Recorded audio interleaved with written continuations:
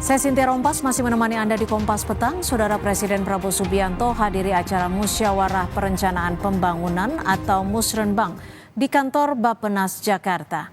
Selain dihadiri Wakil Presiden Gibran Rakabuming Raka, kegiatan Musrenbang dihadiri sejumlah Menteri Kabinet Merah Putih dan Kepala Daerah. Dalam sambutannya Presiden menekankan pesan soal pentingnya pembangunan ekonomi.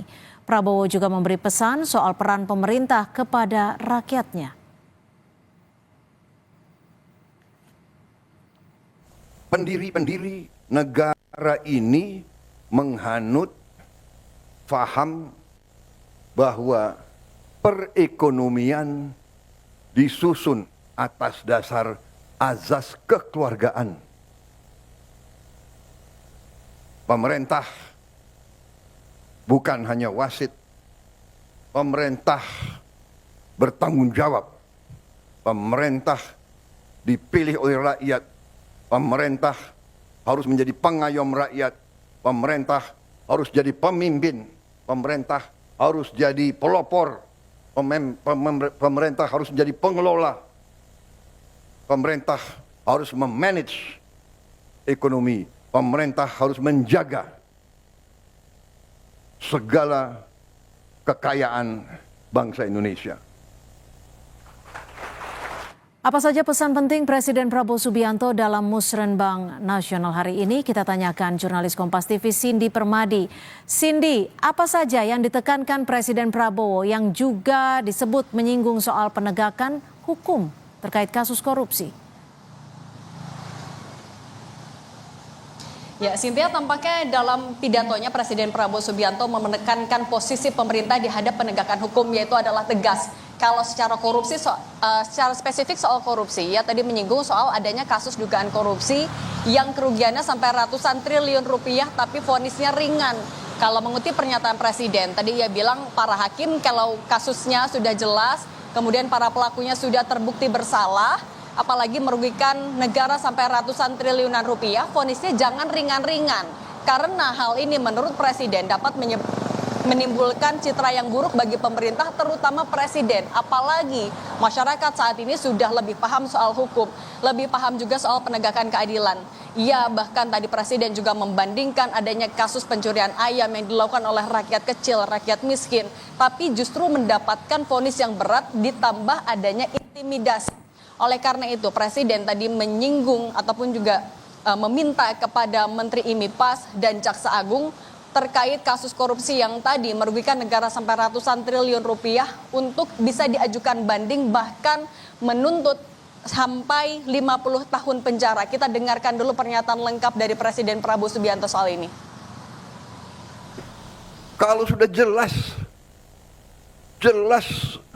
melanggar, jelas mengakibatkan kerugian triliunan, ya semua unsurlah.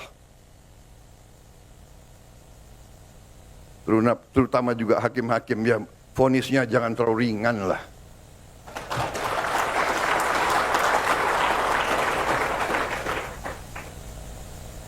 Nanti dibilang Prabowo nggak ngerti hukum lagi.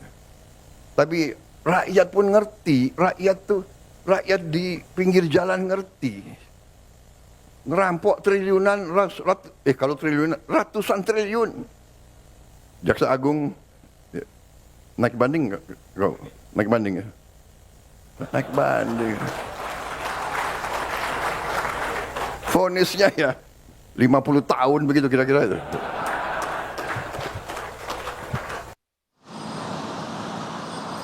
Menurut Presiden ini bisa jadi momentum yang pas bagi pemerintah untuk melakukan bebenah diri. Jangan sampai bebenah ini dilakukan oleh masyarakat. Jadi masyarakat yang membenahi pemerintah sehingga pemerintah harus evaluasi diri. Pemerintah harus melakukan hal yang lebih baik lagi. Karena kalau kita juga mundur ke belakang, tampaknya ini menjadi rangkaian klarifikasi pernyataan Presiden Prabowo Subianto soal yang pada beberapa waktu lalu Presiden Prabowo Subianto ketika kunjungan kerja ke Kairo, Mesir sempat menyinggung soal pengampunan bagi koruptor selama ia mengembalikan kerugian negara. Yang kemudian tampaknya juga diterjemahkan oleh Kabinet Merah Putih untuk melakukan atau memberikan abolisi amnesti, gerasi, bahkan juga sempat ada isu pemberian denda damai bagi koruptor. Tapi tampaknya ini yang mau ditegaskan, mau diklarifikasi oleh Presiden Prabowo Subianto. Kemarin juga pada hari Sabtu di perayaan Natal Nasional, Presiden Prabowo Subianto menyatakan kalau Presiden tidak memaafkan koruptor. Ia hanya mendorong agar koruptor bertaubat secara agama, kemudian juga mengingat kalau korupsi ini merugikan ratusan juta masyarakat Indonesia. Artinya Presiden Prabowo Subianto sekali lagi mau menguatkan kembali posisinya, memastikan posisinya di hadapan hukum, yaitu tegas dan tidak tebang pilih. Kalau kita juga ingat ketika pertama kali dilantik sebagai Presiden, Prabowo Subianto pada 20 Oktober 2024 di DPR RI, ia juga menegaskan soal pentingnya penegakan hukum yang tegas, kemudian juga dalam beberapa kesempatan bertemu dengan pihak-pihak lain di istana seperti investor dari luar negeri. Ia menyebutkan kalau korupsi yang menyebabkan kerugian negara, apalagi menghambat pemasukan negara seperti investasi, itu tidak bisa diberikan ampun. Artinya penegakan yang tegas ini yang mau dipatri di pikiran para publik di awal pemerintahan Prabowo Subianto. Nah, kemudian tadi juga selain soal korupsi yang juga ditekankan oleh Presiden Prabowo Subianto atau diterjemahkan dalam RPJMN tahun 2024-2029, ada juga soal pembangunan indeks sosial manusia. Penurunan tingkat kemiskinan menjadi 4,5% di tahun 2029. Kemiskinan ekstrim harus 0% pada 2026, yang kemudian beberapa hal ini akan dilakukan melalui salah satunya adalah program makan bergizi gratis yang masuk dalam proyek strategis nasional. Kalau menurut Presiden Prabowo, proyek ini bisa menciptakan lapangan kerja dan pertumbuhan ekonomi 0,86% di tahun pertama dengan modal APBN 71 triliun rupiah. Cynthia. Baik, terima kasih atas laporan Anda, jurnalis Kompas TV Cindy Permadi.